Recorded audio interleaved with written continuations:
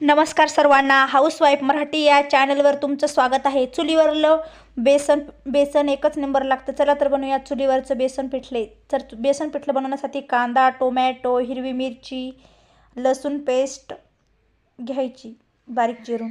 नंतर मी कढईमध्ये एक पळी तेल घेतलं। तेल चांगलं तापण्यासाठी ठेवायचं।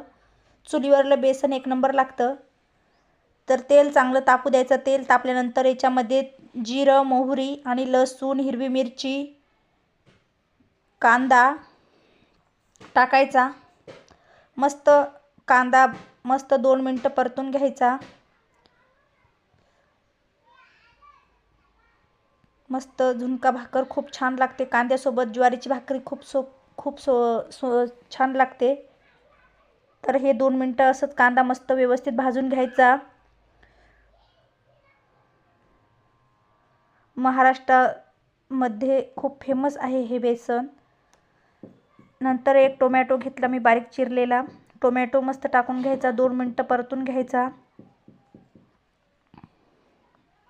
मस्त असं भाजून घ्यायचा। नंतर याच्यामध्ये हळद टाकायची।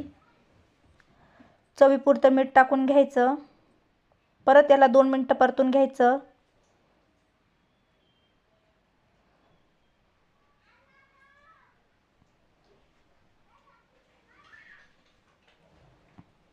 मस्त असं भाजून घ्यायचं व्यवस्थित। चुलीवरले कोणतेही पदार्थ खूप चविष्ट लागतात। नंतर एक पाणी टाकून घ्यायचं। मी एक तांब्या पाणी टाकून घेतला। आता या आधनाला मस्त अशी उकळी फुटू द्यायची छानपैकी। उकळी बघा किती छान उकळी आली आहे। आता मी हे बेसन पीठ याच्यामध्ये आटून घेणार आहे। तर थोडं थोडं बेसन पीठ टाकून आटून घ्यायचं, नाहीतर हे पिठाच्या गिठळ्या होतात।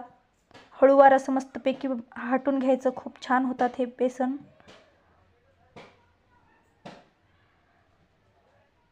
तुम्ही चुनाची काडी असली त्याने पण हाटू शकता। मी बेलण्याने हाटत आहे, लाटण्याने।